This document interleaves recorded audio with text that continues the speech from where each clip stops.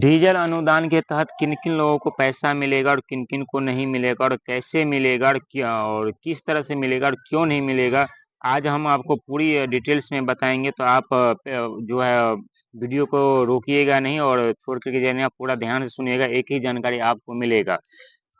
ये डीजल अनुदान जो है 2018 में सरकार ने लागू किया था कि खेत पटवन के लिए हर एक व्यक्ति को, हर एक किसान को जो है जिस हिसाब से उनका खेती है उस हिसाब से जो है पैसा मिलेगा। किसी को यदि 3 बीघा है या 2 बीघा है या 1 बीघा है तो हर किसी एक किसान को जो है पैसा मिलेगा। चाहे वो बटेदार हो, चाहे वो खुद का मालिक हो। लेकिन ये पैसा मिलेगा कब? 2018 में जब ये लागू किया गया था, 2018 में 19 में ये बहुत आसान था, हर किसी को पैसा मिलता था। और बहुत से ऐसे लोग हैं जो गलत तरीके से भी पैसा जो है वो कि डीजल अनुदान का पैसा उठाया और सरकार ने 1 नहीं 4 किस्त में पैसा देने का ऐलान किया है, 4 पटवन का पैसा मिलते हैं। लेकिन इसके लिए जो डॉक्यूमेंट जो था पहले से बहुत ही कठिन कर दिया गया। पहले आप कोई भी पुराना डॉक्यूमेंट जो है आधार के वाला हो या रसीद हो, आप लगा करके आसानी से और डीजल कूपन लेकर के आसानी से आप ऑनलाइन करके पैसा ले लेते थे। लेकिन अब ये ऐसा नहीं है।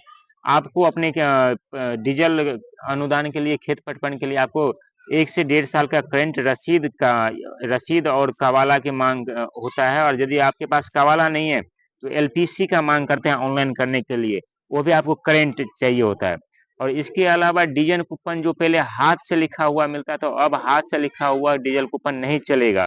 यदि आप डीजल कूपन हाथ से लिखा हुआ या गलत तरीके से आप करते हैं, तो आपको 1 पैसा भी नहीं मिलेगा और आपका पैसा भी खर्च हो जाएगा।